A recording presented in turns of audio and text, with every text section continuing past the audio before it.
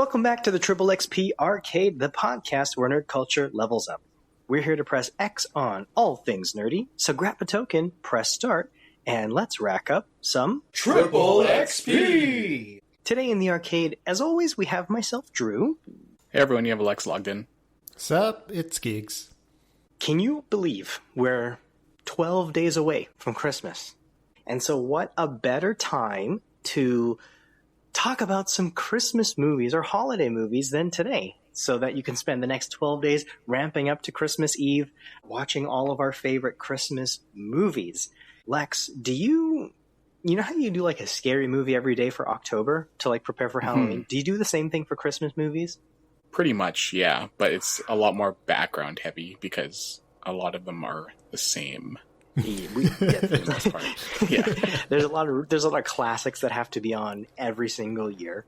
I think a good starting point for us to kick off is defining what a Christmas movie is. So the episode, we're calling this holiday movies because there are other kinds of holiday movies that are around. We celebrate Christmas at the Triple XP Arcade, so a lot of these movies are going to be Christmas related. And before we even dive into any movies, it's fair warning to everyone, there will be spoilers abound this episode. We're going to be talking a lot about movies. We're going to be talking about the details of movies, the stories of these movies. So we'll always make sure that we try to state what movie we're talking about before we get into it. So if you're like, oh, I haven't seen this, I want to save that so I can watch it this holiday season, just kind of skip forward through that section, but we will be talking about spoilers. So fair warning to everyone, listen at your own risk. That sounds too intense for a Christmas movie. Spoiler warning. Listen at your own risk.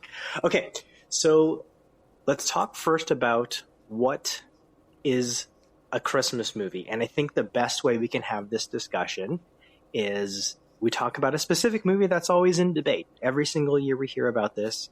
Die Hard. What do you guys think? Is Die Hard a Christmas movie? Yes. No. Okay, Alex, let me hear your thoughts on why Die Hard's not a Christmas movie. It's actually been quite a while since I watched it, but I think for it to be a Christmas movie, the premise has to lie around Christmas itself. Okay. Isn't Die Hard just in December around Christmas time? Well, this is a part of the debate. Gigs, do you have a stance or a reasoning as to why you think it is a Christmas movie? Because I watch it around Christmas. That's it. So for Gigs, just if you watch a movie in December, it's a Christmas movie. Yes. So we got a sort of a loose definition of a Christmas movie on Gigs' side. I appreciate that. From Lex's side, sounds like you're a little bit more structured. It has to revolve around a central theme of Christmas for it to be a Christmas movie. Yes. Okay. Yeah, I think I have a couple on my list that aren't considered Christmas movies, but like I said, a lot of these movies, it's been a while, or I've watched them so much that I just can't even think of the story anymore. But I think this is good, though, because a part of what we're going to be talking about today, and there's not too many of these, but I think there's a debate on whether or not things are Christmas movies. So it's actually really good because both of you are on either end of the spectrum, and I'm sort of somewhere in the middle, to no one's surprise, I think. I think I've come with a concrete definition for Christmas movies, and so every time my wife and I watch Christmas movies around this time, one of the first things that we look for or discuss as soon as we see the credits is, was it a Christmas movie, yes or no? Now, my qualification for a Christmas movie is similar to yours, Lex. Not so much like themed around the central theme and idea of Christmas, but Christmas has to play a driving plot point in the movie in order for it to be a Christmas movie versus a movie that takes place during Christmas. Does that make sense? Totally. Yes. Okay, so going back to our Die Hard.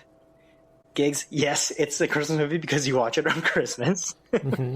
Lex says, no central Christmas themes. this is what I use to debate when we have these conversations. Die Hard for me is technically a Christmas movie because in Die Hard, the whole plot of it is, these terrorists are trying to rob Nakatomi Plaza and they're essentially pulling a heist, right? Mm-hmm. Now you can think, okay, the heist can happen really at any time. Doesn't have to be at Christmas. Maybe they just threw that in as like I don't know, here's just like an extra plot point to make it Christmas themed or a Christmas movie. But the key part here is they explain in the movie that all of these security downgrades and the whole staff being outside to a Christmas party, blah, blah, blah. This is all happening because it's their office Christmas party. Mm-hmm. If it wasn't the Christmas time and they weren't having a Christmas party, the bad guys wouldn't have been able to rob the Nakatomi Plaza. Right. So the movie's plot needs to happen on Christmas. That's why, yes. And this is why Die Hard is one of my favorite examples, because I would say, like, in my heart, like my Christmas spirit heart, it doesn't feel like a Christmas movie, right? There's like nothing about it that gets you into the Christmas mood. You're not like, oh, I want to, decorate my Christmas tree to Die Hard. So you're like, no, it's not a Christmas movie. But technically, it's a Christmas movie because it has to be Christmas for this movie to happen. So call it Christmas magic or whatever you want for Die Hard. But that's my stance. And that's kind of the lens I'm going to be looking at most of these movies today. Is it a Christmas movie or not? I like that. Okay. I totally. like it. Yep. Yeah, I'm fully on board with this. Nice. Okay. So we have different definitions here, but I still think it's totally fair, Lex, because I think if you have a stance that Die Hard's not a Christmas movie, I also agree with that too. So this is by no means an objective decision on these Christmas movies. So there's another one that I want to get your thoughts on, because this one comes up far less, but I started thinking about it this year. Lex, do you think Batman Returns is a Christmas movie? I have that on my list with an asterisk. Wow, you called it, man. Wow. Talk to me about Batman Returns. I actually have that on the list because it's been a very long time since I watched that one as well, but I know it's one of those more conversational ones as well, and I wanted to bring it up in the podcast and ask why. Because from what I remember in it, I remember there's a Christmas tree, like a giant Christmas tree, and that's enough for me to be like, "Yep, Christmas movie." Really, that's a very there has to be a sleigh bell, a giant Christmas tree, or Santa, or a Santa hat, or a Christmas miracle for it to be a Christmas movie. One of those have to happen in the movie. Okay, but Batman Returns has a giant Christmas tree, so I think it ticks a box. Now, going back to our Die Hard thought, though, wouldn't the Christmas miracle be John McClane killing Hans Gruber, throwing him off the building? Would that be considered a Christmas Is that what miracle? happens? Oh, no. Yeah. Oh, spoilers. I gave a warning to... Okay, to be fair, I gave a warning to our listeners, not to us. That's true. I find this funny because you were just saying that your definition of Christmas was more strict than my definition of Christmas movie. So it's like... But your definition is if I watch it in December. Well, I mean, yeah, but so by that logic, there is actually later on, maybe I'll say it, but it's there is another movie that kind of fits with your criteria that I think most people don't consider a Christmas movie as well. Oh, okay. But by the Batman logic, we'll call it the Batman Returns logic. Yeah. Okay. And like I said, it's been a while since I watched Returns, but I just remember there was a giant Christmas tree. It had snow. It was very themed. Okay, so but by your definition, Batman Returns would be a Christmas movie. I want to say yes, or I want to be more towards your yes and no, like how you stand on Die Hard. Okay, that's fair. That's fair. Yeah. Giggs, do you remember Batman Returns? Honestly, not that well, because I didn't own it as a kid. Yeah. Lex had that one, for sure. I had the first one. Yeah. I remember the Batman Returns video game for the Super Nintendo, which was sick. I remember the just like the costumes and like Michelle Pfeiffer and stuff, but Yeah. like the movie plot, I actually don't remember that well. Yeah. Was Christopher Walken in it? Yeah. Okay. Yes. He's the mayor. Yes. Okay. Oh, that's right. Okay. Yeah. Yeah, so it's been a while since I've seen Batman Returns also. And from what I remember, I think this is an example of a movie that just happens to be at Christmas. But the thing that makes it tricky is, to your point, Lex, there's tons of Christmas theming in that movie. Like, it's very apparent that it's Christmas in Gotham, but I don't think there's any plot device that I can remember anyways. And if you're listening, correct me if I'm totally wrong. But I can't remember if there's a plot device that requires it to have been Christmas in order to drive the story forward. Like, I think it was just, it just happened to be at Christmas time. And so there's Christmas stuff going around. But I don't think the fight between like Penguin and Batman and Catwoman being involved needed for it to be Christmas. But I think it did, didn't it? Because Selena Kyle, doesn't she get like laid off or like fired from her job at Christmas? And then also the Penguin, Danny DeVito, is like revealed at Christmas where he like blends in. I could be wrong because this is just straight memory playing. What do you mean he blends in, like with the penguins? Well, legitimately with the elves and the okay. You know, the weird, because it's like he can come out as himself and nobody knows that it's not a guy not in a costume. Do you know what I mean? But you remember that he's not wearing a costume though, right? No, that's what I mean, is that he's not wearing a costume, so he can, reveal himself while not like standing out too much. If that makes sense. He stands out quite a bit from memory. That is a frightening. I know, but like shape of a human. This is Gotham Christmas we're talking about, right? That's true. You have weird, everybody's dressed up and stuff, and that's kind of why my memories might be a little shaky. Yeah. Though. Okay. I mean, but I love hearing that kind of thing, because I think if that's correct, Gigs, that recap, I think that qualifies it as a Christmas movie then.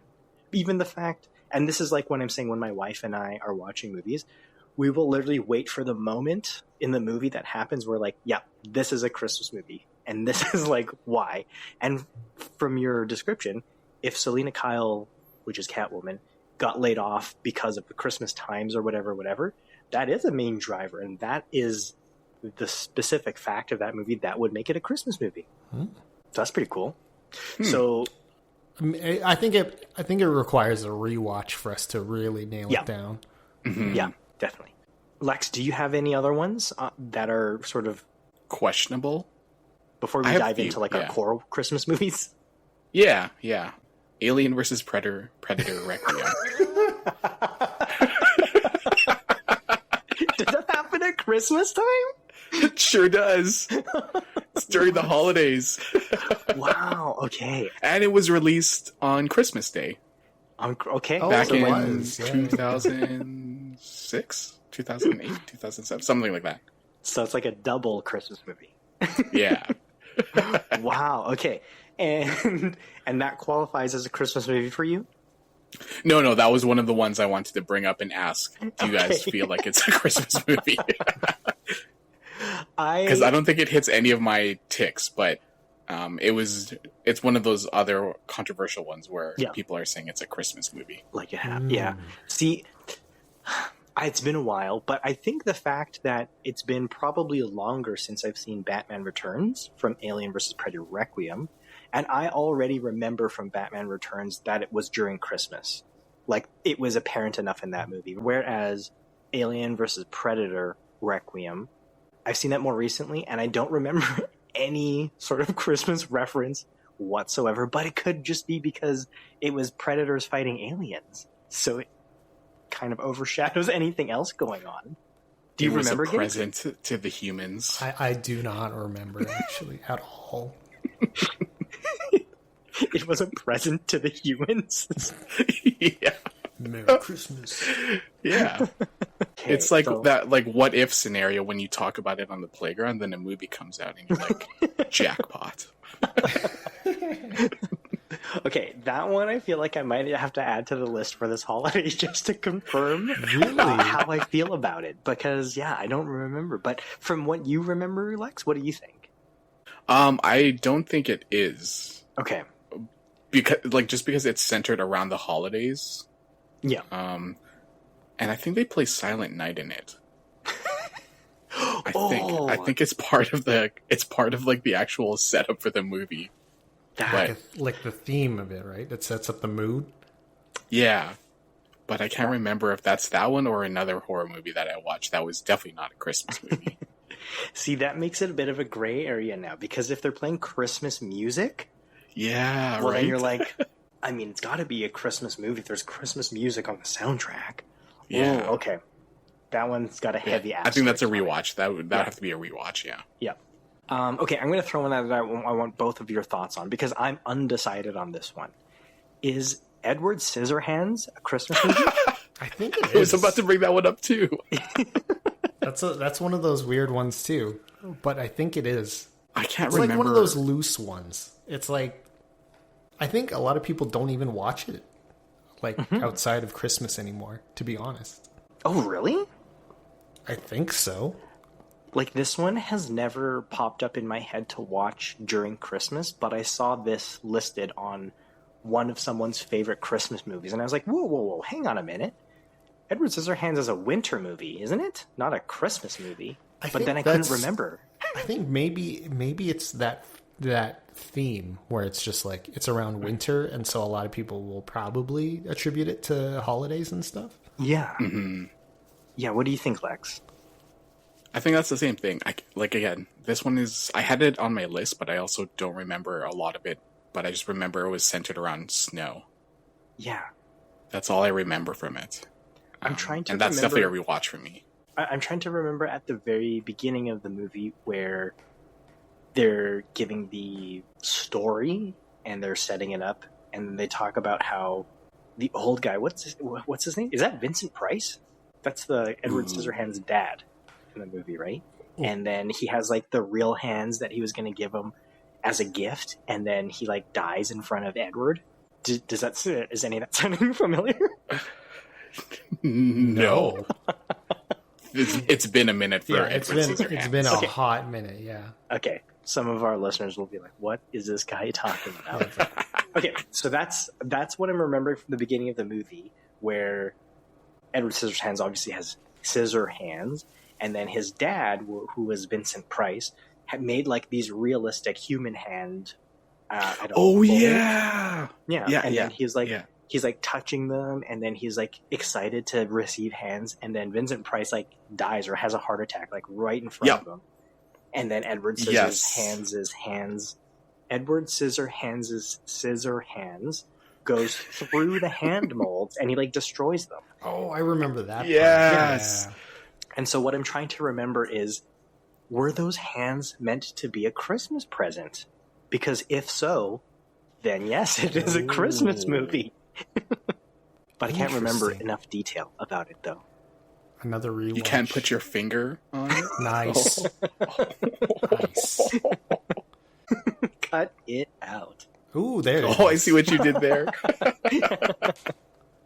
Okay, so asterisks on that one. Lex, do you have another one on your list? The other asterisk I have is Gremlins. Yeah, Yeah. that's my These next are one all- too. I don't. Were all of these movies just released around Christmas when we were kids? Is that why we're remembering It's like it? in the movie, it's themed Christmas, Right? Yeah. right? Yeah, But but like, I can't again, remember. I that's think another it was. asterisk. I think it was released around Christmas too.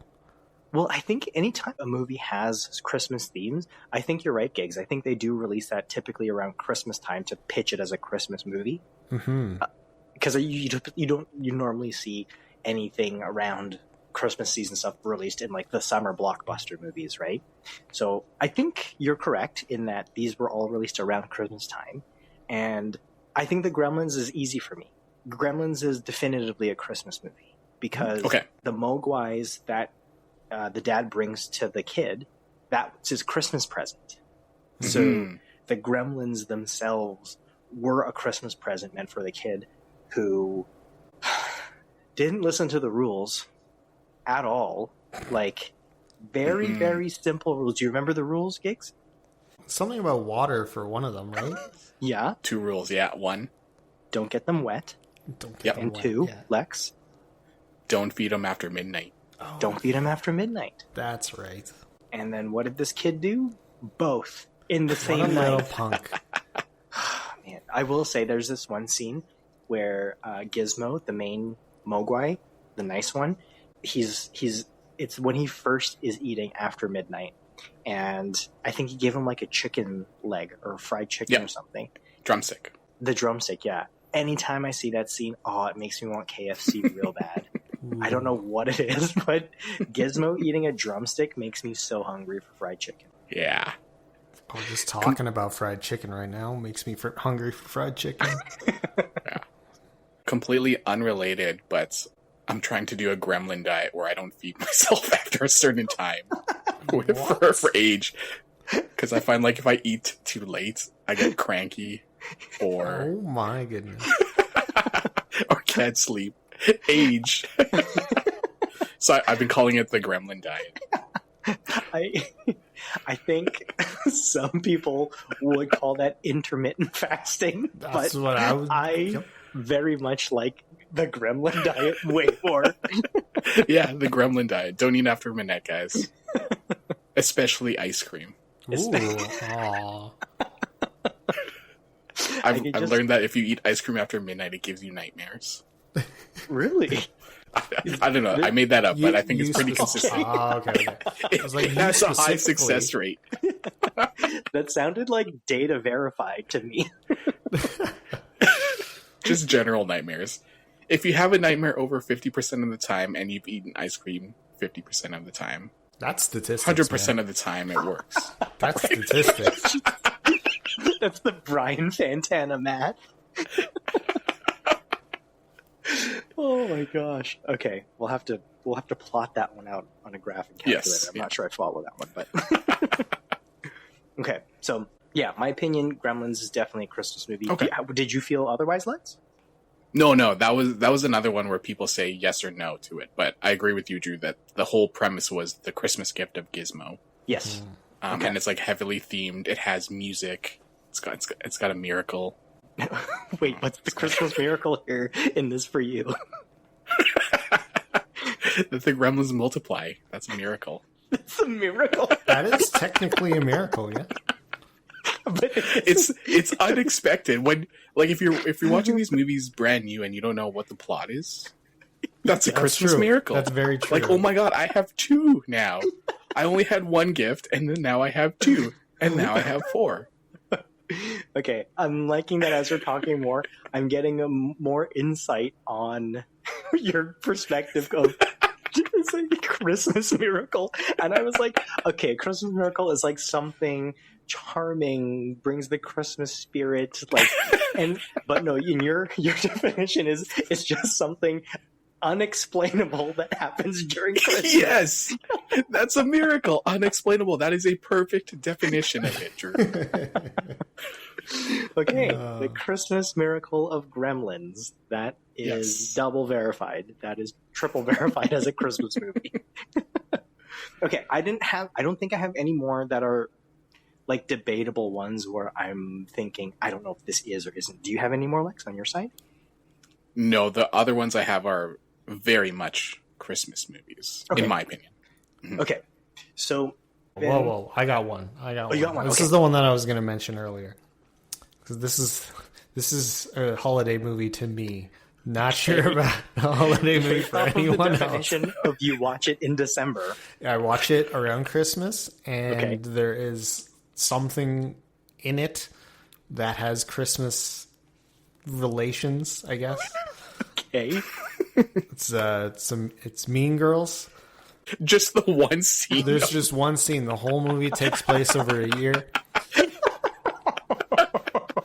But the most memorable scene is at Christmas. okay. always Christmas themed. And also, I watch it around Christmas. During Christmas, okay. This is your Christmas movie? Yeah, man. It's a good ass movie. Okay, Alex, what do you think? What's the verdict here? No. Just I don't think that needs a vote. in so many ways, no. We definitely don't need to vote because Alex is correct. That is. Oh. Well, you guys are missing out. You should watch it around Christmas. It's a good movie. No, Gigs, I think you need to be watching that more often throughout the year. You're only watching Mean Girls at Christmas time? You're missing out on 10, 11 months of Mean Girls. But it fits well at Christmas. Doesn't it? I don't know. To me, it does. It's just got a good feeling around Christmas. And you know what? I think it's because I had bought the DVD around Christmas. Okay, I'm starting to feel like your Christmas definitions, Gigs, are more around like your nostalgia / sentimental feelings towards the movie. Almost 100% the case. Okay. There are others, but that's the only one with an actual Christmas scene in it. But there are other movies that give me Christmas feelings that have nothing to do with Christmas. Oh my gosh. god. Like The Departed, for instance. But What?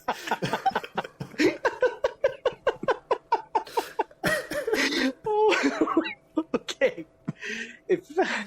If I interrupted there in the laugh for our listeners, that was The Departed as one of Giggs' Christmas movies. Which one is that? Is that the one with Leo DiCaprio? that's Yeah. that all-star cast, man. Is that the one where he's running through airports, or am I thinking of a different? No, that's Catch Me If You Can, which probably has more Christmas themes in it, but is not a Christmas movie. Is your theme just if it passes December? Like, is Avengers Endgame a Christmas movie? No. Because it goes through 5 years? I told you, it gives me the Christmas feelings because of when I don't know, just for whatever reason. Yeah, this makes... Oh, man. I'm telling you, man. You know what? I got The Departed as like a white elephant gift or whatever, and that's why. Okay. Oh, and so that's why that's a Christmas movie For me, because I watched it was a Christmas gift.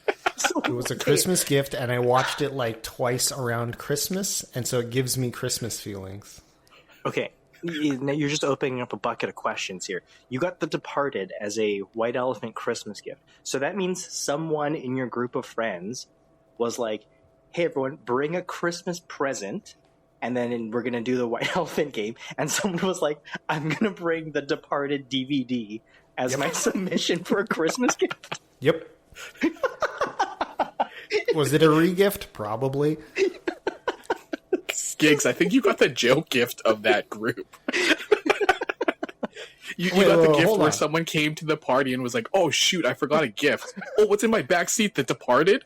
Wrapping this Well, up. first of all, The Departed is an amazing movie, so I did not get the short end of the stick here. That's true. You could make the argument that you would prefer to have The Departed over like a Rudolph the Red-Nosed Reindeer car decoration kit. 100%. Yep. Yeah. Stickers? Okay. Nah. Give me that The Departed DVD. Give me The Departed. The Departed? Exactly. Oh, see, you get it. I get it. There's snow in the movie. I get it. Yeah. Okay. Honestly, I would love a Rudolph car decorator thing. I've seen those. Yeah. They're actually Like pretty cute. The antlers. The nose and the nose. the Yeah. ring. Yeah. Yeah. You get the little antlers that go onto the windows like hockey Yeah. flags, right? Yeah. Yeah. Okay. The Departed. Before we get into some other actual ones, Gigs, is there other ones on your list where they're totally not Christmas, but give you Christmas feelings? Yes, there are. Hit me with a couple of them.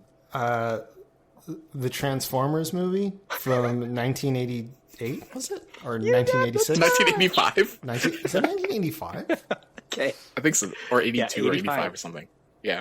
So that gives me Christmas vibes. 100%. Really? Yeah. Do you watch that one around Christmas time?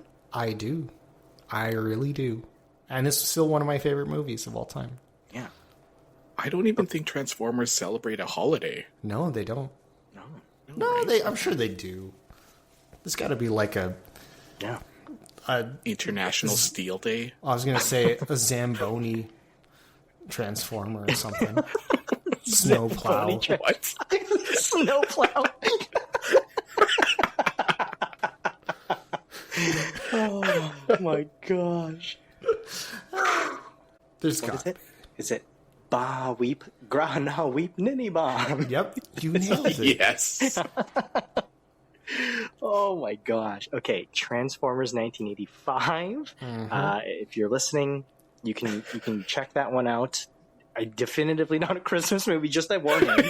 Don't watch it thinking it's Christmas movie themed. But okay, I like that one, Gigs. Hit me with another one. Liar, liar. Why that one? Also, I got it around Christmas. The VHS. From the same friend? No, I think that one was a gift from like my parents or something. Your parents got you Liar, Liar on VHS? Okay, Did you ask for it? I think I did because I was a huge Jim Carrey fan, man. I mean, That was it's a the great next. movie. Yeah, it was the next Jim Carrey movie. I got it around Christmas. That's just That's what it really is. Sweet. That's kind of cute. I'm very attached to the feelings I had during that time period, which is obviously very defining of my tastes. Yeah. Okay. To be Liar. fair, that does fit A Christmas Miracle and has a Christmas scene Yeah, in it. it does. It has a does. Christmas scene in it? It does at the very, very, very end. very end of the movie. Yeah. Oh my god. Right. Incredible. I See? never. Right? Okay. It fits the bill. Checks out Christmas movie There for you Lex's criteria, not mine. No, not mine. I'm just saying there's a Christmas scene. You're just giving it some legs. This is to like stand on. this is like Mean Girls. There's a scene because it passes Christmas timeline. Yes. The vast majority of the movie takes place in a completely Summertime. different time. Yeah. Summertime. Yeah. Okay, so let's transition into Christmas movie proper. I think we don't need to debate whether or not these are Christmas movies because the next batch of movies that we're going to talk about are all very blatantly Christmas movies. Now, Lex, I'm curious which route we want to go first. Do we want to talk about Christmas movies that are like, they're like okay. There's good things about them, but like I've seen it, it's okay, and that's that? Or do we want to dive into these are the Christmas movies that are my favorite. I watch these every single year. It doesn't feel like Christmas without watching these movies. I think the latter. Start strong. Start strong. We started Okay. weak, so That's a great point. Yeah. Okay. So we're talking must-watch Christmas movies. These are ones that every single year you have to put it on, and it just doesn't feel right if you don't watch this at least a single time in this holiday season. Let's start with your absolute most favorite one. Start strong. Lex, what's your absolute, this is my top Christmas movie of all time. I need to watch this every year. top Christmas movie of all time. Oh, Yeah. it's stuck between two of them. But I'm gonna go with Home Alone 2, Drew. Home Alone 2. Ooh, Home Alone 2. Home Alone 2. Second one. Yeah. Lost in New York. Okay. Talk to us about why Home Alone 2 is your favorite Christmas movie of all time. Break it down for us. Hit us with your criteria. Tell me why this hits all of your check boxes. Oh man, I don't even remember what my checkboxes are, to be honest. It's just such an iconic Christmas movie to me, and it's one of those rare movies where the sequel is, in my opinion, better than the original. What? Yeah. Wow. Yeah, That's there's some only a handful of sacrilege. them, right? Is that a hot take, Gigs? Home Alone 2 better than Home Alone 1? Yes, that's a hot take. That's a a hot hot take. take. In my opinion, that's a hot take. Yeah. Ooh, yeah, I think that's a hot take, Lex. But I mean, it's not a bad take, but I think it's a hot take, though, nonetheless. Yeah. I don't think I don't think there's anything wrong with thinking that, but definitely, I think you're in the minority. That's fair. That's fair. I think I just really liked it a lot more because it felt more Christmassy. So the first Home Alone, it's Christmas season. You get left alone, and that's it during Christmas, right? And then it starts with the zany booby traps and whimsical nature of everything, right? The second one, same thing. It has all of the features of the first one, but it also includes Christmas things like he's going shopping, he's touring, there's a giant tree, there's presents, there's toy stores, there's so much more Christmas about it. So it kind of like dials up the Christmas vibes, in your opinion. Yeah, to me, yeah. I can totally see that though. You're now that I'm kind of thinking back and comparing both of those movies, I feel like you're right. Home Alone 2 feels more jam-packed with Christmas content in like volume, versus Home Alone 1 being, of course, Christmas content because it's in Christmas. But it's primarily like this. I was going to say the same Christmas content, but it's just like the house, Christmas, that's it. But you get like the whole New York Christmas experience in the second one. Yeah. Like, I don't know. I watched that growing up as a kid. I still watch it every year. I think I've been watching it every year since I was like, when did it come out? Like when I was 5 or whatever? Yeah, 94, 95, something like that. Yeah, but there's like, every time I get a pizza, I just text random people. I'm like, oh, a whole cheese pizza just for me. The cheese pizza in Home Alone makes me hungry every time. Yes. That makes me feel the same way about pizza as Gizmo does about fried chicken. That is an amazing pizza. What's your favorite part of Home Alone 2? That's a good question. Doesn't necessarily have to be the scene, or a specific scene, but just like when you think about Home Alone 2, what is like your favorite thing about that movie? Duncan's toy store. Yeah. I think that's what really makes it Christmas for me. Like, you're a kid, you go to the biggest toy store that you can ever imagine. Everyone's friendly. You have money to burn. I think just everything about it. You get a limousine too there with your very own cheese pizza. That's like a kid's dream come true. Yeah, exactly. Yeah. There's a whole bunch of iconic scenes in it, but that's like one of the highlights for me. It's very just Christmas heavy. Yeah.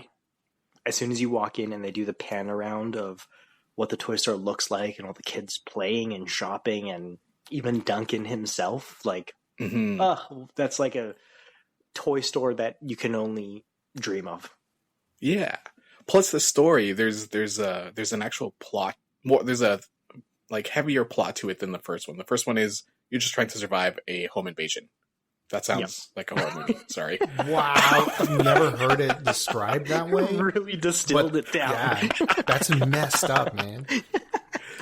But for Home Alone 2, Kevin is trying to save the donation to the children's hospital. That's right. Like, how can you be more noble than that, you know? He could have very well walked away like, hey, not my problem. It's my vacation.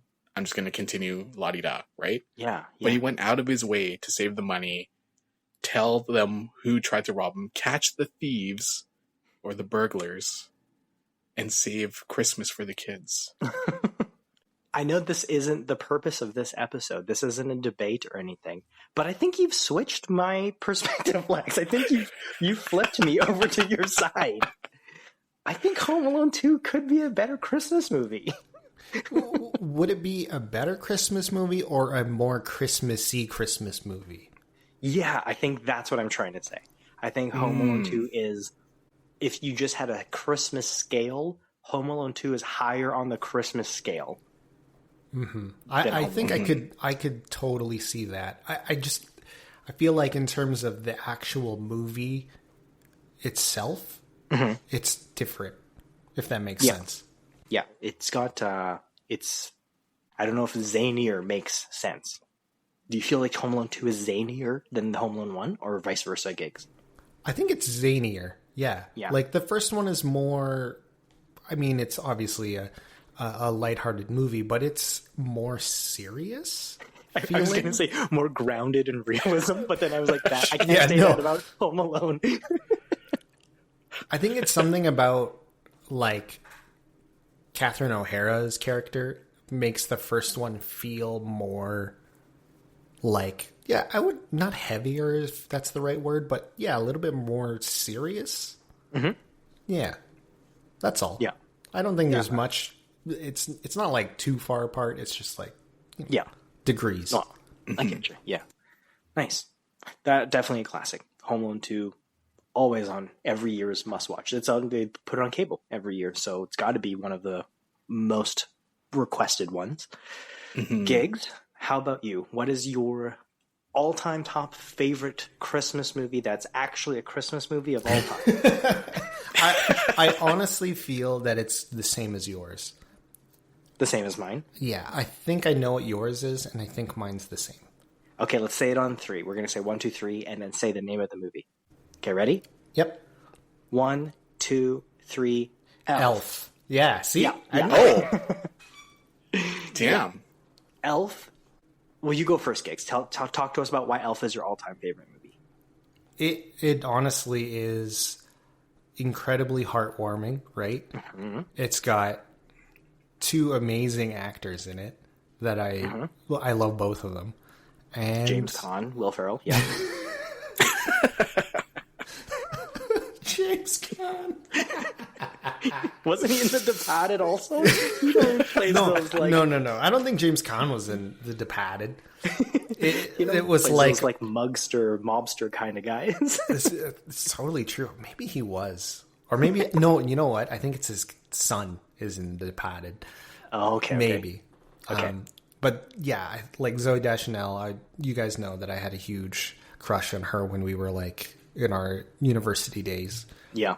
And like, yeah, I don't know. It's like one of the most heartfelt, charming movies I've seen just in general. And it makes me feel very Christmassy. Yeah. And I think that's why. That one of maybe a lot of the Christmas movies really gets me feeling in the Christmas mood because of how Buddy the Elf is just like, he's like so into Christmas and wants to spread that Christmas cheer to everyone. And it's contagious. So like when I'm ready to like, okay, now I'm ready to get into Christmas, you know, we worked right up till Christmas Eve, but when I'm like, okay, I want to get into the Christmas mood, that's the first one that I'll throw on to like get me into the season, you know? And also, we watched that together in the theater, like, well after its release. Like, they did, like, a theater re-showing, right? Like, I want to say that was COVID-ish? Yeah. You rented out the theater. Oh, okay. Yeah. So, during COVID, when everything was closed down, Cineplex had a promotion where you could rent out an entire theater for your own personal group. So it followed all of the COVID protocols. You had a limit, et cetera, et cetera. And during December of 2020, they were offering Christmas movies, and Elf was one of the offerings. Yeah, so I had rented out the entire theater for us and our families to go watch Elf in theater. And so this was a good 17 years after its release. But watching it in the theaters was so much fun. Absolutely agree. That was really what I feel like cemented it as the de facto Christmas movie, in my opinion. Yeah. It's just that feeling. It was just like, so Christmassy. Yeah.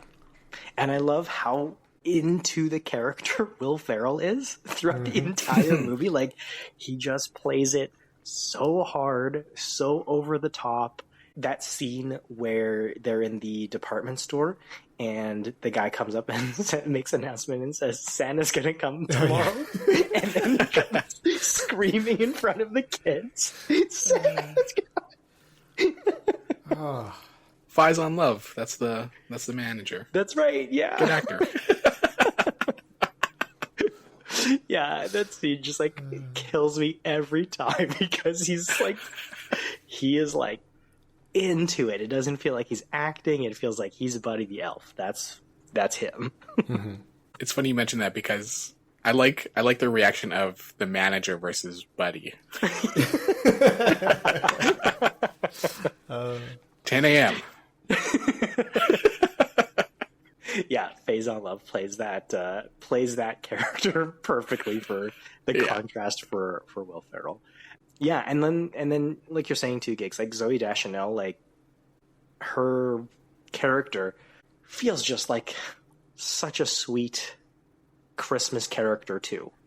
Like someone who's just like kind of grumpy and is like, meh, I work in a department store, like bah humbug, but then like gets charmed and heartwarmed by Buddy, and it, like the Christmas cheer spreads to her and she's just like fully in it as well. Like, oh, I just love that movie so much. Definitely an every year movie for me, and I don't watch a whole lot of movies all the time. So the fact that it's one of them for me is it's good stuff. When I was in university, I would do the 12 Days of Elf. So the 12 days prior, I would watch Elf every evening before Christmas leading up to it. Whoa. Yeah, so I've seen that movie an absurd amount of times. That's a half an advent calendar's worth, right? Yeah, totally. I've definitely seen that movie at least over 60 times for sure. Whoa. So yeah, it's one of my top watched movies for sure. So that was for both you and I, Gigs, Elf at the top. I'm going to throw one more out there just to give a third of pick here, because I am in between Elf and this other one every year. Not as my favorite, but both of them have to be on all the time. But this one is a more recent one. I'm thinking of Noelle on Disney Plus. Noelle. Is that animated? No. So this is the one with Anna Kendrick. Okay. Yeah, have you seen Noelle? Not. Gigs? No. Oh, you've not. Okay, but you have, Lex, yeah? Yep, I've seen it. Yeah. Noelle is awesome. Every time I watch that every year, that's like one of the only movies that has the propensity to make me cry. Like, I'll watch all the other Christmas movies, and I'm always like, yeah, it's sweet, it's heartwarming, blah, blah, blah. But Noelle genuinely makes me want to cry every time I watch it. So Noelle is really good, Gig. So if you get a chance to watch that this year, I highly, highly recommend that one. Just a very sweet, kind of similar to, it's like it gives the same feel-good, heartwarming vibes as Elf does. It's not as wacky and zany as Buddy the Elf, but it's gives you that really heartwarming feeling, though. All right. I'll put it on the list for sure. Definitely. It's a very good one. Yeah, if you do any from my suggestions today, I would say Noelle is the only one that I would say make sure you watch that one this year. All right, it's locked in then. Yeah. If you've given it a reco, I have to. All right, what's like another really good one that you throw on every year? Yeah, this was the one that I was like kind of torn between Home Alone 2 and this one. This one is Jingle All the Way. All the Way? Jingle all the way! Yeah. Mandatory. I gotta say, I think that's the only movie I can think of that has Sinbad in it, right? That's the only one? I literally cannot think of another movie. Which one's Sinbad? Oh, Myron. I don't know the actor names. Myron the Mailman. That's how many movies he's been in. Like, do you remember it? Myron versus his actual one single name. Jeez. Yeah, Jingle All the Way, when you think of Arnold Schwarzenegger and all the action movies that he was in prior, that was, like, Jingle All the Way happened, like, after that window, right? Yeah, it kind of did. That was, like, even after, like, Kindergarten Cop. Oh, that's right, Kindergarten Cop. Yeah, that was kind of like when he was starting to do other things. Junior, Kindergarten Cop. I think literally the last action hero was like his last action movie before he started doing these kind of films. It's crazy. You think that Arnold Schwarzenegger's not a good actor, but he's like really good. Like the range at which he can play Commando and all of these action movies, and then also be in, like you said, like Junior and Jingle All the Way. Yeah. So good. Like, he has a thick accent, but he actually can play the part quite well. Yeah. Right? Yeah, he buys into it hard. What is the action figure's name? Is it Turbo Man? Turbo Man. Turbo Man. Yeah. Turbo Man. Okay. I just wanted to make sure I wasn't misremembering. That's all. Yeah. That had a great cast, too. Phil Hartman was in there as the creepy neighbor. Do you remember? Right. When, like, Arnold would call, what he called Ned? home in that one scene? Ned! Yeah. He called home, and then Phil Hartman was just, like, saying something about eating his wife's freshly baked cookies, and then Arnold's freak out. Those are my cookies! Don't eat my cookies! Put those cookies down now! Phil Hartman was a great antagonizing character. He's just so like smug, and his face and the way he talked is so funny. The entire end sequence where he's in the Turbo Man costume and has actual functioning rocket propelled jets on his back, like Yeah. like when I watch it, I go through the logistics in my head, and I'm like, the insurance, like, who approved this design for someone to, like, that's... But they kind of called it out before he was suiting up to it. If you remember, like, he kind of hides away from the cop, and one of the workers is like, "Are you the guy? Please tell me you're the guy." And then they kind of, like, mention, like, "Oh, whatever happened in the rehearsal was a freak accident." So they're immediately telling you this is a dangerous costume. Yeah. Pete showed some brain activity today. That's really good sign. Oh my god.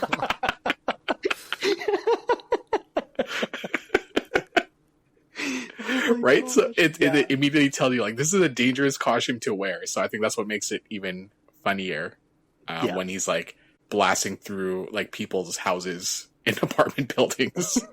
Yeah. The damage done by him just being irresponsible in this super-powered costume is insane, but it ramps up in craziness right at the end of that movie there, because it's, like, pretty zany up till that point, and then that happens and it, like, cranks it up to 12 for the big finale of the movie, but it makes it so much fun. It's the substance before the substance, you know? That's right. I was thinking that. All right, Gigs, do you have another one on the put it on every year list on your side? I don't really have too many, but I think this one is more just, I do watch it more occasionally than others, is just like I think it's just Mickey's or the Disney Christmas Carol. The one that with Scrooge McDuck as Scrooge. This is the animated one. Yeah. So this one was like old. Like we had it recorded off a TV showing of it, so there was commercials and stuff in between. Oh, but wow, okay. This is one that I watched a lot as a kid, and then I'll put it on every couple of years or something like that, just to kind of get into it again. I really liked it. I think it was because it was still that kind of classic Disney animation, and it was just kind of cute. I liked it. Plus, Scrooge was Scrooge. Christmas Carol story with Scrooge McDuck as Scrooge. Yeah, and I think the ghosts that like shows Scrooge is Goofy. I might be a little bit shaky on that because it's been at least 5 or 6 years since I've seen it, but yeah, it's really good. Like for a rendition of the Christmas Carol, that was always like my favorite one. Yeah, I never really liked the Christmas Carol, like the original, like whatever 1947 movie, and usually a lot of the remakes that are serious remakes, I'm kind of the Christmas Carol proper story doesn't make me feel Christmassy. It feels sort of more depressing to it's super depressing, man. To me, right? Oh my goodness, yeah, like it's a really sad kind of premise when you think about it. And so I think that's why I always appreciate when they put spins like Disney's Christmas Carol, where it can be more, like it can be a little bit more fun and still have the same story and still have the same, not morals, the same message of, Christmas and share and all that stuff, but without it being so like dark and heavy like the original one. So yeah, the Disney one sounds like it could be really cute. Do you think it's worth like a watch? I think so. I don't think it's terribly long. And it's I've always had a soft spot for old Disney Yeah. prior to, like Lion King, all that kind of stuff. It's really sweet. I think it's like one of the good older ones, in my opinion. Yeah. Nice. And that kind of ties into, this isn't actually one that I had thought of, but I want to watch A Muppets Christmas Carol this year. I've never seen it. Have either of you seen A Muppets? Never, but I heard heard it's amazing. good, though. Yeah. Yeah. So there's one, I don't know if this is a less common known fact or just an everyone knows this fact, but in The Muppets Christmas Carol, I believe it's Michael Caine that plays Scrooge, Michael Caine. And he, I didn't work on it since last time. So, I mean, that still sounded pretty good. So they have Michael Caine cast as Scrooge, and I was going to say Scrooge McDuck. They have him cast as Scrooge, and my understanding of the story or the background is that he only agreed to play Scrooge in the Muppets Christmas Carol on the condition that he plays it straight-faced, as though this was like in the British theater for critics, and he plays it straight-laced as Scrooge. So he doesn't play like a wacky, kids-friendly he's just like hardcore playing Scrooge, and then there's just Muppets around. So Oh man, I gotta watch this. I gotta watch this one now too, yeah. So I don't know if that's a true fact because I've never seen it, but just knowing the fact that it's not that he was like confused or whatever, like it was his active decision to be like, I will be in this Muppets movie, but I'm playing this straight faced. You're getting the Oscar award winning Michael Caine. Michael Caine. Michael Caine. Master Bruce. Sorry. That was really good. You have the tone of it perfectly. So yeah, we'll add Muppet Christmas Carol to the three of us to our list because I definitely want to watch it, and then we'll debrief on that after we all see it. Mm-hmm. Agreed. Yeah. All right, Lex, hit us with another top pick. This one is another sequel of this, like the movie set, but it's the Santa Claus 2. Oh, the second one again, hey? Yeah, the second one. I liked it better than the first. I think it's better than the first. It's like the Home Alone 2 setup again. Yeah, can you remind me what's the general story and premise of the second one? So the second one, so I guess you have to start with the first one. Yeah. Initially.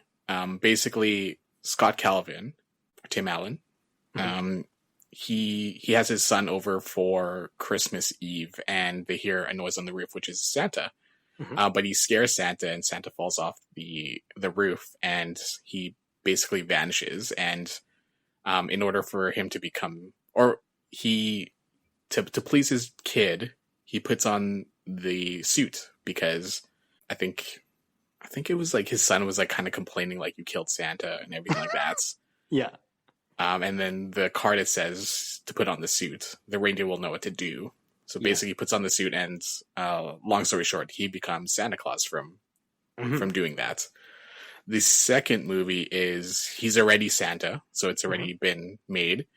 But the second clause, so pun on the Santa Claus, is that he has to find a Mrs. Claus in order for him to stay as Santa. Oh. And yeah, the premise of the second one is he basically has to find a wife before Christmas, or else he loses all his powers and he loses Santa himself. Oh no. Yeah, right? So sad. But I think the reason I liked it a lot more is because there's a little bit of romance to it, and I think you need romance in some Christmas movies, but also there's one scene that always makes me smile, and it's a scene where there's a holiday Christmas party at the school, so it's like a teacher's Christmas party, and everyone just looks absolutely miserable, as they should. They're working adults.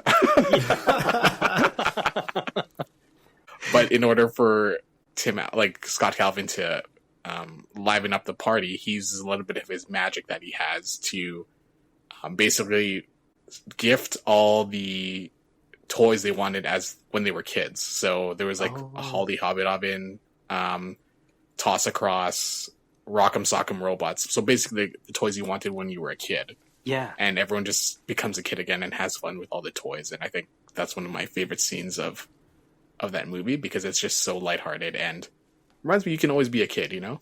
Yeah. That gives like a lot of Christmas cheer vibe, it sounds like. Yeah. Yeah. Christmas miracle. Christmas. I thought I might have seen the Santa Claus 2, but now that you've kind of explained a little bit, it doesn't sound familiar. So I know I've seen the first one for sure. And admittedly, I'm not a huge Tim Allen fan in general, but I did enjoy the Santa Claus, the first one. So I'm going to throw the second one there on the list too, just in case I haven't. If I've seen it, I obviously don't remember enough about it. So that one will go on Drew's list for There's this. 3 of them, if you're wondering. 3 total. Yeah, there's 3 Santa Claus movies? Wow.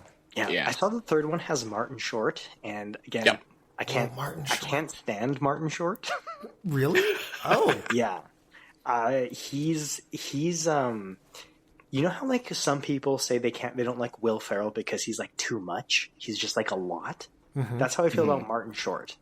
I can't. Anytime I see him in anything, it's just. I get it. I feel that way about Dana Carvey. Yes, Dana Carvey's the same way too. Who's that? He was Garth in Wayne's World. Oh, okay. I don't think I've seen him in any other movie. Same with Martin Short. Dana Carvey was also. Did you see The Master of Disguise? Oh, that's him. Okay. Yeah. Okay. There you go. I was like, I have a Perfect feeling example. that's the one that like knows him from. Turtle. Yeah, exactly.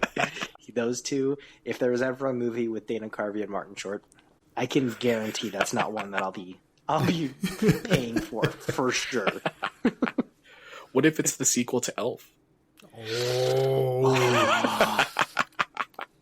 Is it, okay, are we saying, is this like a official studio lit sequel, or is this like a direct to DVD sequel? Where it still has Will Ferrell, Faison Love, Dana Clark, New York 1.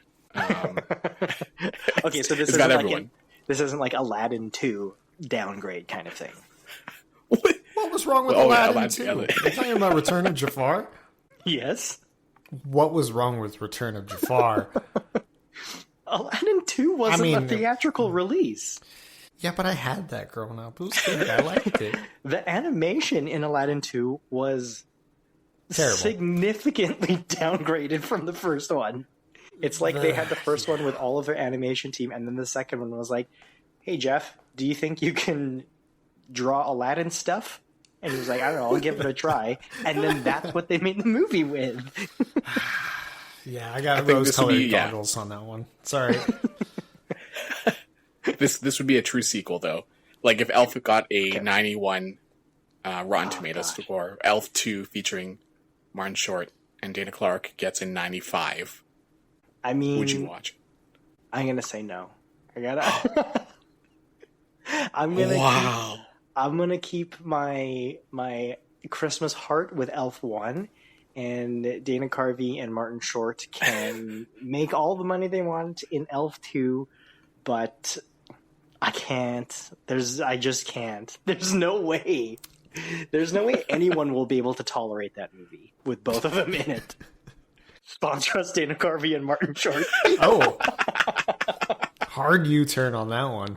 Ooh. You're going to take the shots, right? You miss 100% of the shots you don't take. That's true. Michael Scott. Yeah.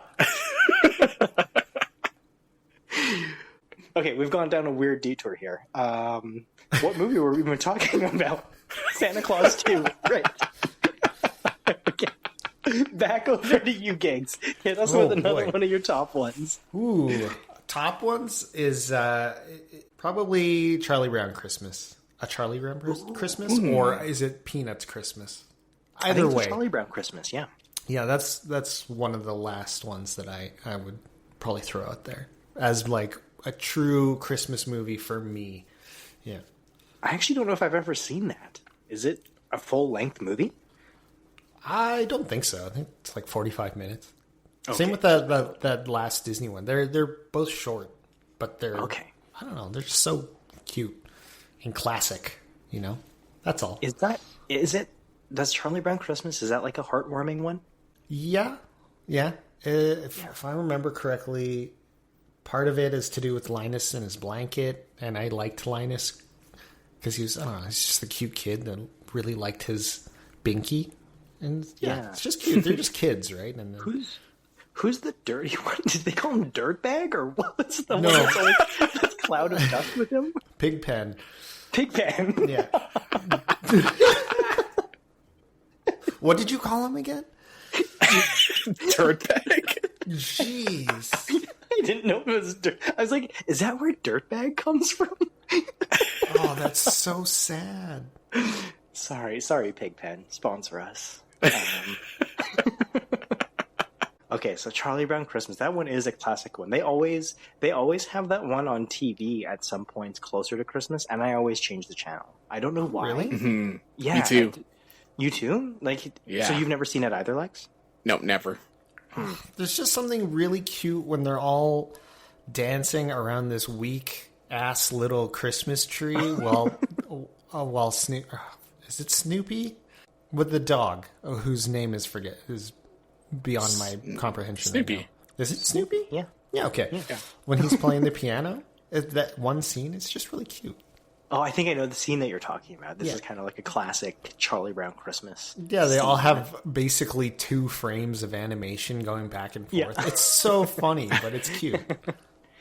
Okay. Maybe I'll try to not change the channel this year when it comes up, and then It's good background. It's also not it's not super long, so yeah, I can commit to not super long. As long as it's not like a 3-hour Lord of the Rings epic, then is Lord of the Rings a Christmas movie? We watched that on Christmas, right? we have watched that on Christmas. That Yeah. one. 1 year we did. I can't Yeah. remember. Yeah. So the 2 Towers. We all watched the 2 Towers. Yeah, that was a weird one to put on. It was a very weird movie. I don't know how all of us sat around for 3 hours. That's insanity. It's that Lord of the Rings trap where it's just like playing, and then you just start watching it, and then you're like, okay, let me just watch for a little bit. Frodo, no. The next one that I'll throw out there is another super classic one from my perspective, Miracle on 34th Street. Specifically, not the 1950s one. I'm talking about the 1990s one with Mara Wilson. Yeah. I vaguely remember. I remember being very confused because I kept getting it confused with Nightmare on Elm Street. The name, obviously not the movie, but the name. Because they both have street in it. Something adjective on something street. Yes. Oh my god! I was like, what, 6? I couldn't think critically back then. It's a good thing your dad didn't pick up that movie for the kids, Lex, hey? Because I could have had a real Chucky play, situation. child's Yeah. Chucky situation of my own. Classic situation. yeah, the good old classic Christmas movie, Nightmare on Elm Street.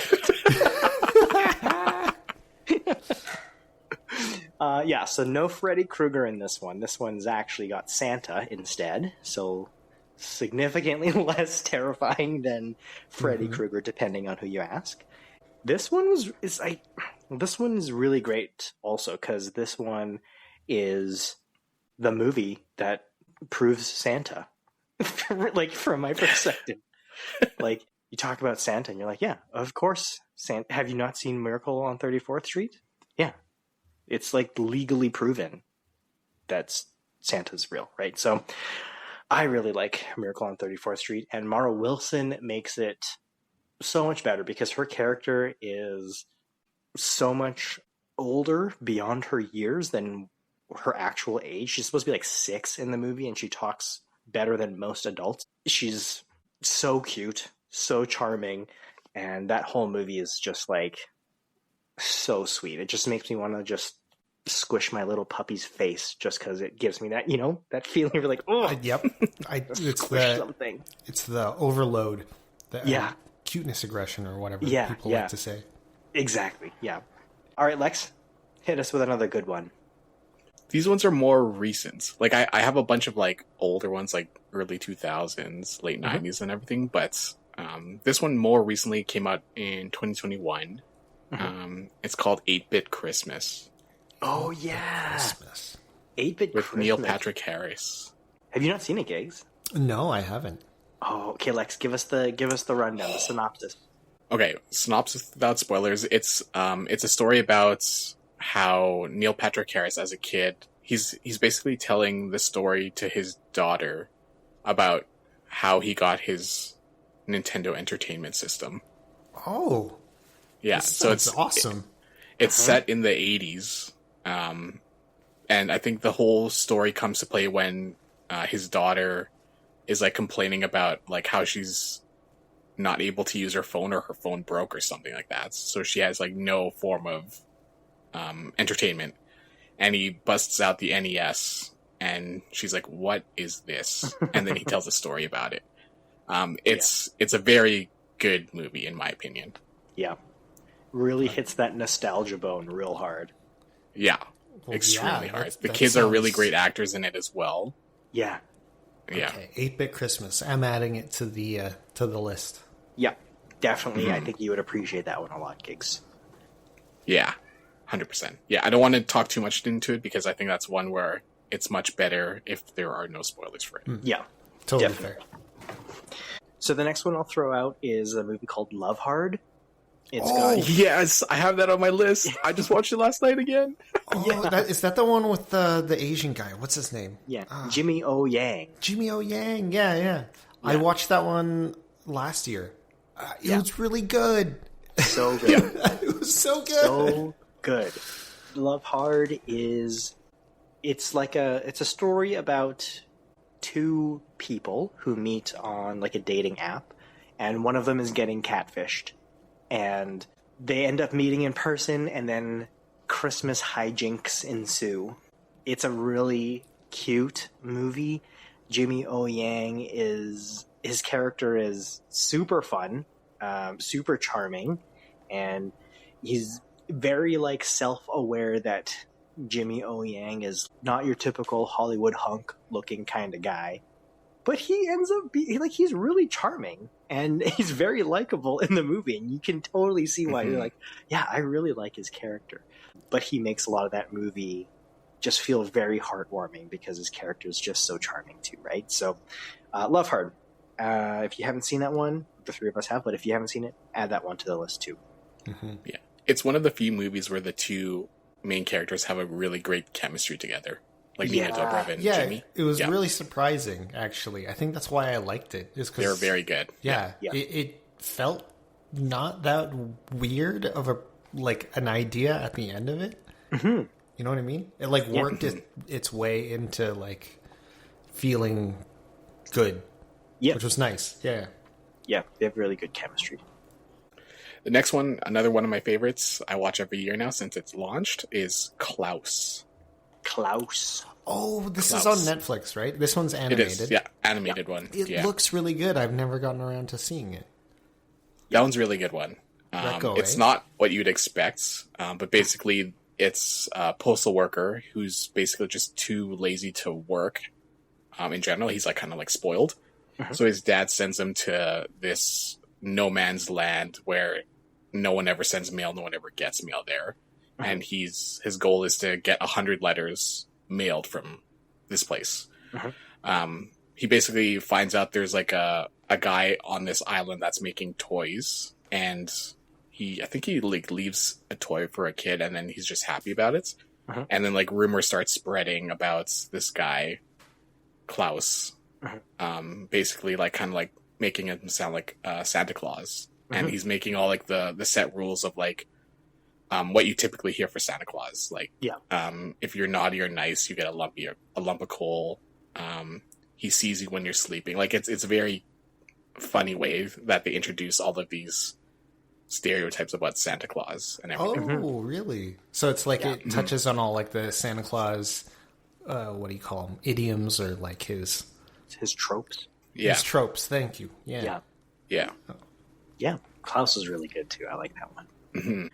The next one I'll throw out there is Christmas Chronicles. Yes. with Kurt Russell, and Goldie Hawn's in that one too, I think, right? Is that Kurt Russell's real-life wife / movie wife? Oh, really? I didn't know that. They're married? I didn't know I could be wrong on this one, but isn't their daughter, the two of them, That Kate actress. Hudson? Yeah. Yeah. Well, I knew Kate Hudson was the daughter of Goldie Hawn, Yeah. but I didn't know who her dad. Well, someone might need to fact check me on that one.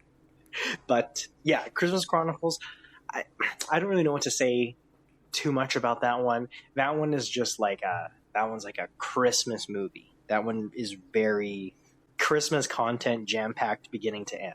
So it's not like Jingle All the Way, where it's like a Christmas movie, but Jingle All the Way is kind of revolves around getting a toy for Christmas, right?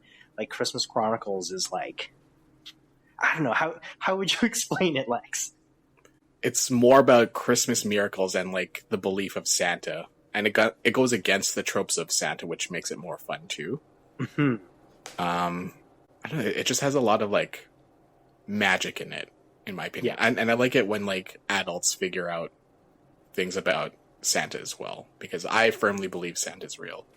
Yes, agreed. And it's not often you see in movies that parents believe in Santa, or adults, I should say, believe in Santa. Yeah.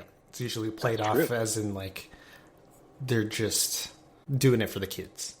But it's also like almost also family driven too. Like it's like two siblings that are initially in the beginning of the movie they fight, and then it's just watching them like reconnect in general, which is cool. I firmly believe Santa's real also. My wife likes to argue with me about this one, but Santa's left a present for my wife under the tree since I've known her, and I don't know where that's coming from, and neither does she. So, wife, if you're listening, how do you explain that? Lawyer. All right. I don't have anything else on my, like, I must watch every year list. My list transitions into some that are like, these are okay, maybe worth a watch once if you've not seen it before. So, like, for example, one that I think is okay, like it's an all right watch if you've not seen it before, The Family Stone with Sarah Jessica Parker, Luke Wilson is in there. I think Dermot Mulroney, is that the guy in that one? John Goodman, Diane Keaton. Have you seen it, Lex? I've not seen this one, The Family Stone. Yeah, The Family Stone. Gigs, you've not seen this? No, but that sounds like a pretty early 2000s cast. Yep, yeah. Rachel McAdams is in this too. Oh, yeah. Whoa. Yeah, it's got a pretty stacked cast. I would say that this one is not on my yearly rotation, but this is a good movie. So if you haven't seen it, this one's like more, I want to say like more family dynamics kind of Christmas movie. So this is like the family is getting together. It's like a dysfunctional family vibe, but they're getting together for Christmas. And that's what this movie is about. Not necessarily Christmas magic kind of things.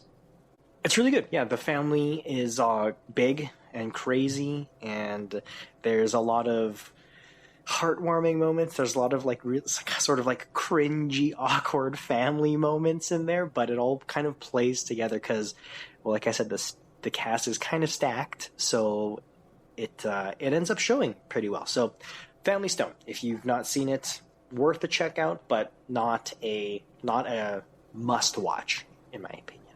Lex, do you have any of these sort of okay ones? Yeah, I have a couple. Like they're like maybe people will think they're good, but it's not one I actively look out for and put it on. And the first one is A Very Harold and Kumar Christmas. I've been wanting to watch it. Is it good? It's a very heavy background movie. Okay. Like to me, it is a lot of like the slapstick Christmas comedy ones, like the more vulgar ones, often become like just background noise for me in general. Like if it's on, it's on. I'll be playing like Switch or something in the foreground. Okay. Gotcha. That's kind of how I feel. I just watched a movie called Bad Moms Christmas.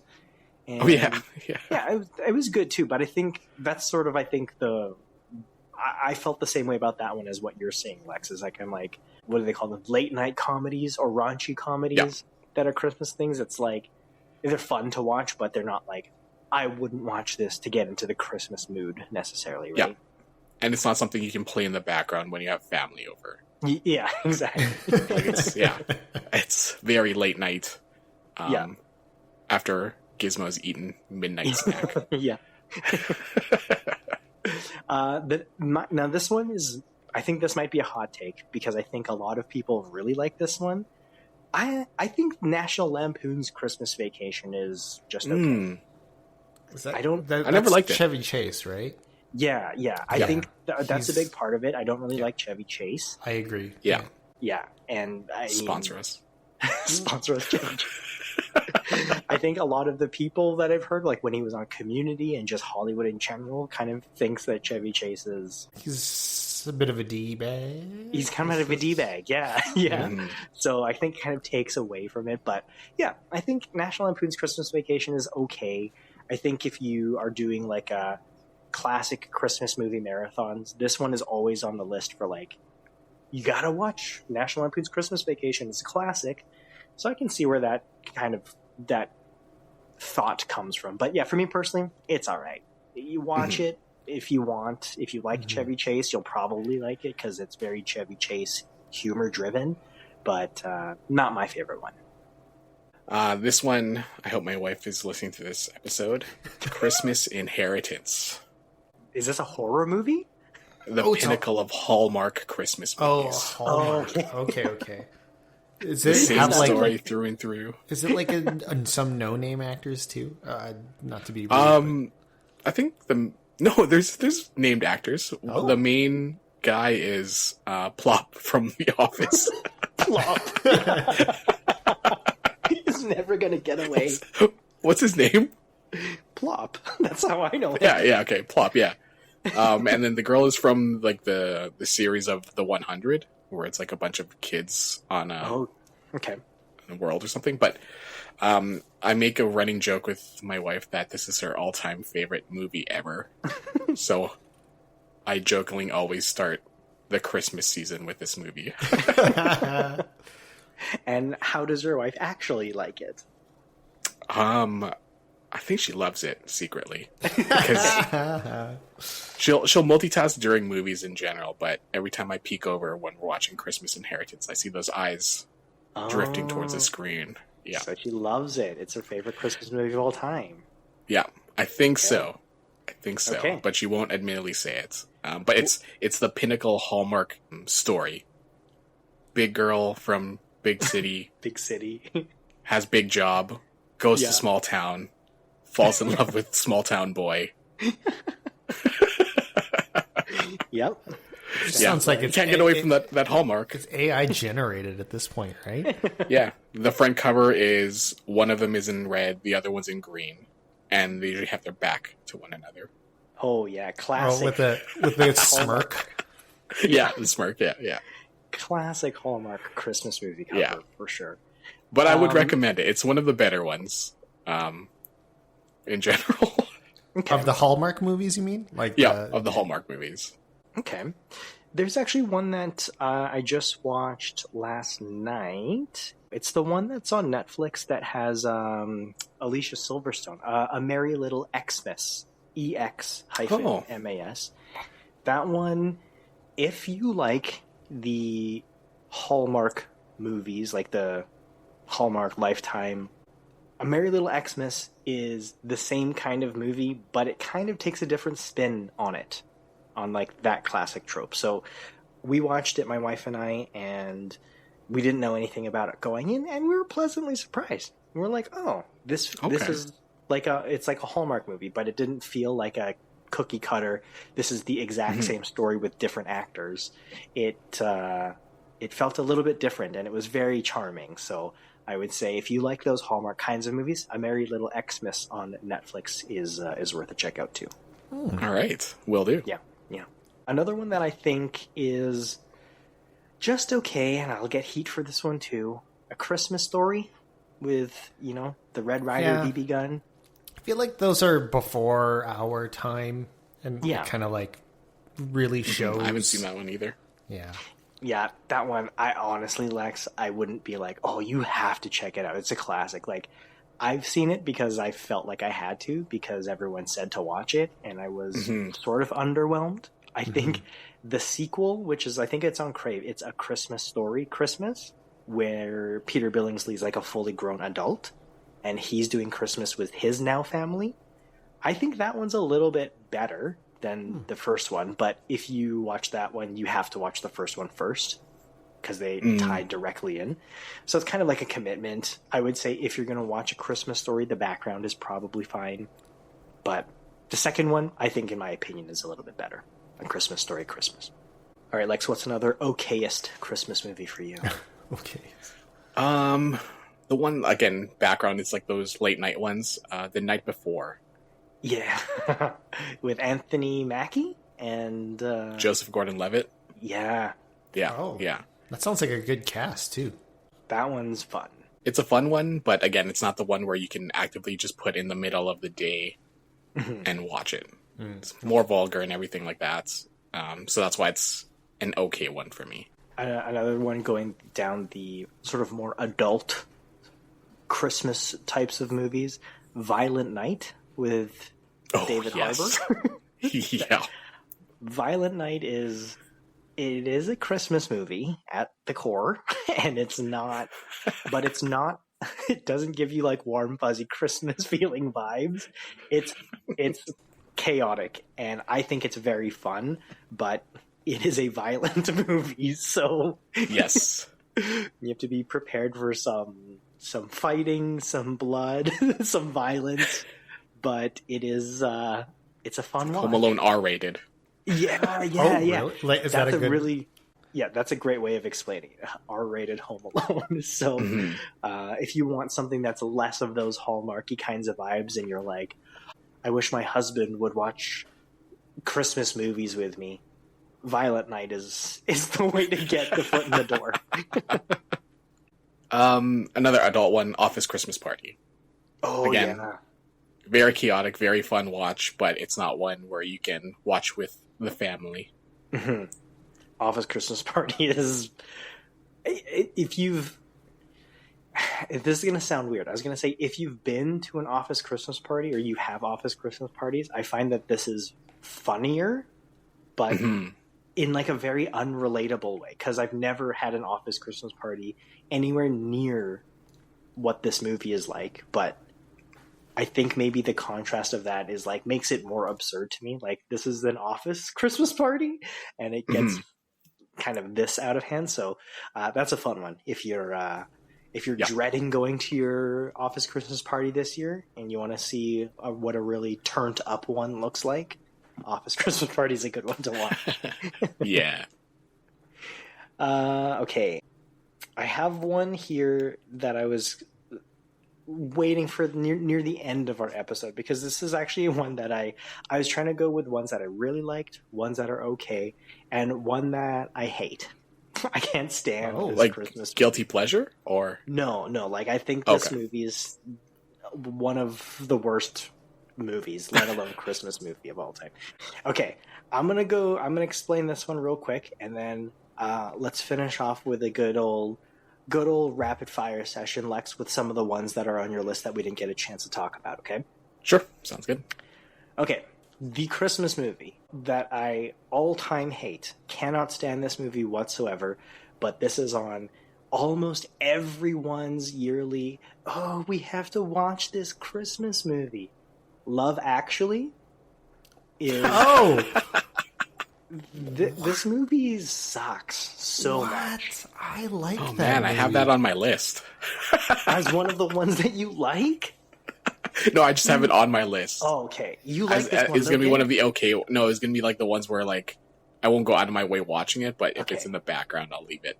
Okay. Yeah, it's a heavy movie. It deals with heavy themes. So I mean, I wouldn't call it a Christmas movie. I guess, is it a Christmas movie? Oh, this one's fully a Christmas movie. Yeah. Oh. This one's like revolves and is central around Christmas. But like everyone is like, oh, Love Actually is so sweet. It's such a charming Christmas. And I'm like, I watched it for the first time with my wife, and I'm like, so this movie is just about a bunch of people cheating on their partners with other people and like not being faithful to their husbands or wives. That's all this movie is about. Every single storyline in Love Actually is someone cheating on someone. And I'm like, how do people like this for Christmas? And they're like, oh, but that scene where Rick from The Walking Dead is like holding the cards outside of Keira Knightley's apartment, right? And is like, I love you, like professing his love. And I'm like, yeah, but Keira Knightley's husband is in the other room.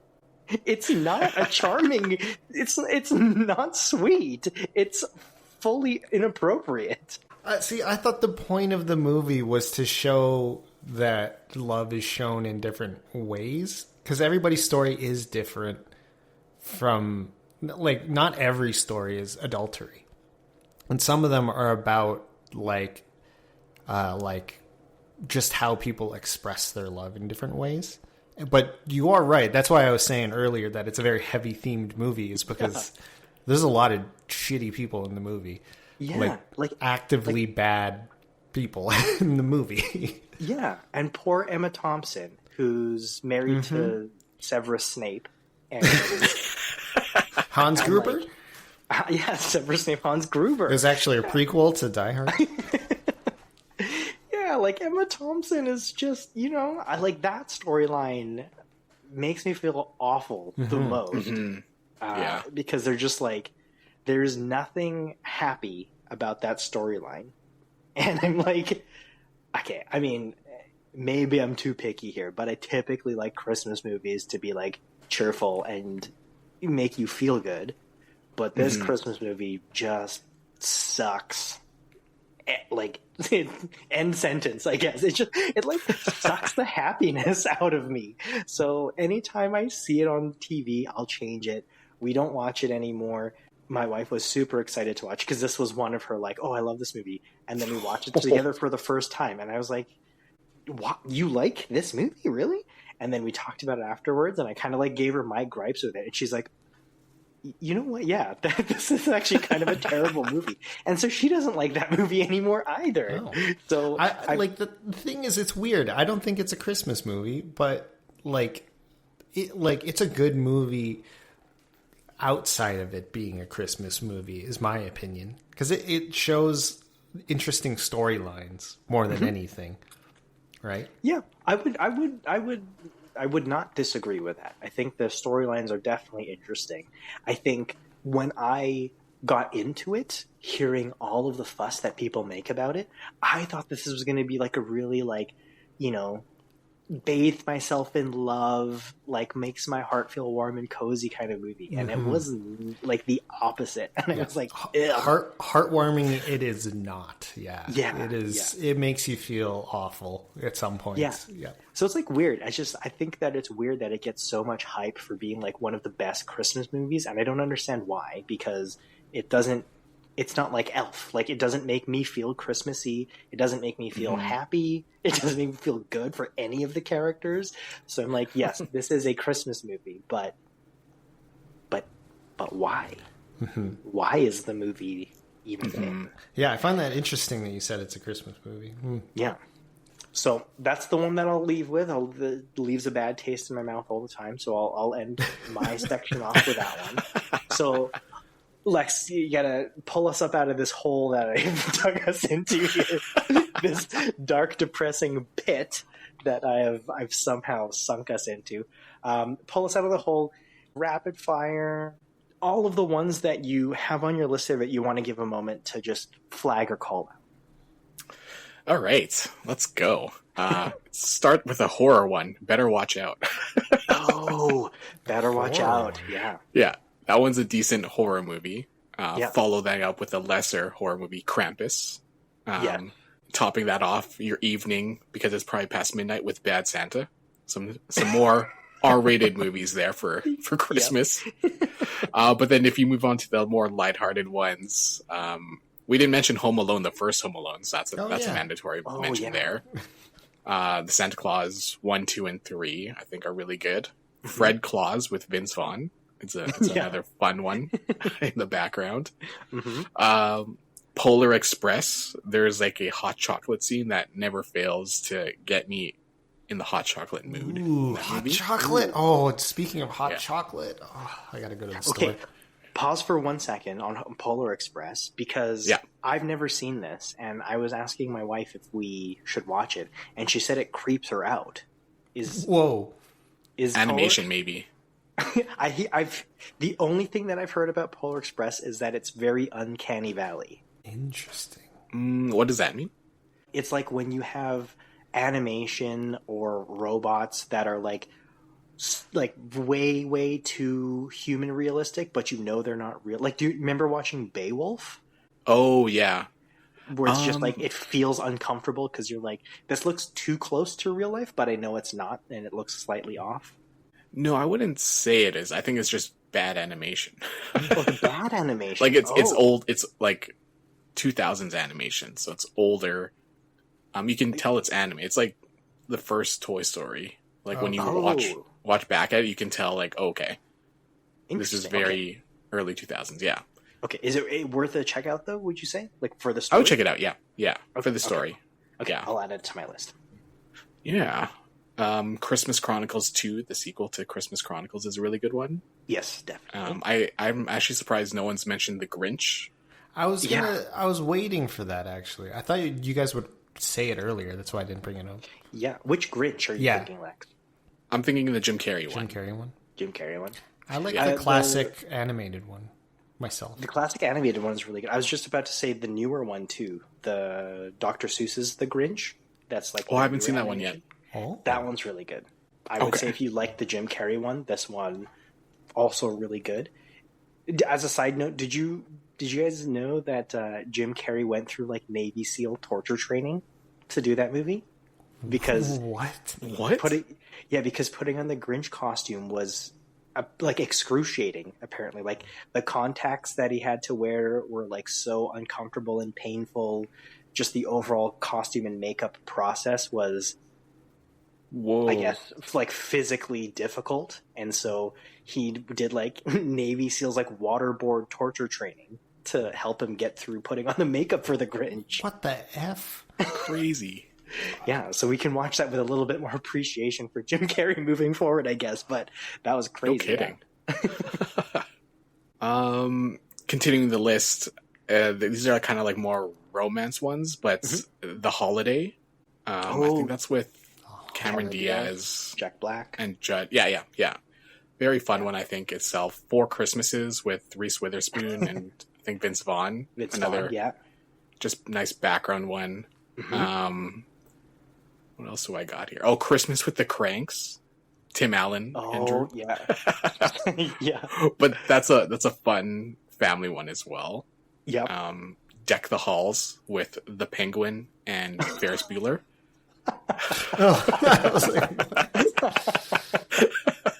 Danny DeVito? Yeah. That was another fun watch. Makes me really want to put on Christmas lights in general. I have a couple other ones here, but I think the one I want to end it off with is, I think it's my mom's favorite movie, Christmas movie, and I actually haven't watched it yet, but it's A Wonderful Life. Oh. I haven't seen it either. Yeah, but I think that's her favorite one. She watches every year. Wow. Have you seen it, Gigs? I want to say yes. Can you remind me who's in it? Oh, this is it's like, it's a really 1920s. old. Yeah, this is a really old movie. from the 20s. Is it? I was No, laughing, it's but I was not like, from no, the wait, is it 20s. actually? Like 1920s, 1946? 1950s? Yeah, 1946, I think it was. It's close enough.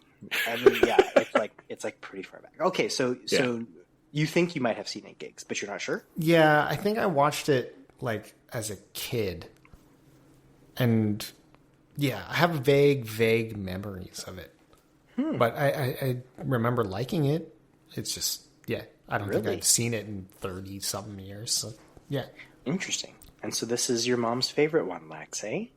I think that's the one, yeah. Yeah, I gotta watch it. I should watch it. Well, yeah, are you going to pop it on this holiday with your mom, maybe? Watch it for the first time with her. That's a great idea. Right? Yeah, good idea. Yeah. I've not seen it, but this one is usually at the top of a lot of, like, my favorite Christmas movies of all time lists. It's a Wonderful Life, I see top 3, definitely, on like 95% or more. I don't know anything about it. I am not sure if I'm confusing this with another movie that I think or that I've heard is depressing. Oh, But the title The is Life of so- Pi, as per Giggs's thoughts. Yeah, I might be mixing up It's a Wonderful Life with Requiem for a Dream. sorry.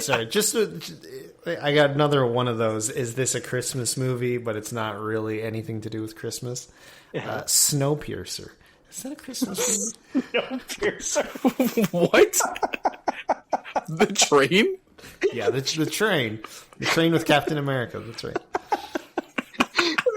Are you asking us if it is, or are you telling us that you think it is? It kind of feels Christmassy to me, right? I think it's the same director. The snow? Because it's snow. The snow is outside the whole time. The whole movie. The snow is outside the whole time. Yeah, I mean, you really can't argue that logic, to be fair. And I think it's directed by the Korean guy who did Parasite, so it's good, right? It sounds more and more Christmassy the more. Okay, folks, if you haven't picked your Christmas movie for this year, Snowpiercer, directed by the guy that did Parasite, with Captain America on the train. That's your Christmas pick for this year. All right, folks. That's a wrap for us this week on the Triple XP Arcade. We always love hanging out with you in the party, so please leave a comment below and let us know what your favorite Christmas movie is and what movie you've either seen or what movie we've listed are you most excited to watch this holiday season. Be sure to follow us on socials so you don't miss a drop with new episode releases every Friday. Until then, game on, stay nerdy, and remember, you always level up faster at the Triple XP Arcade.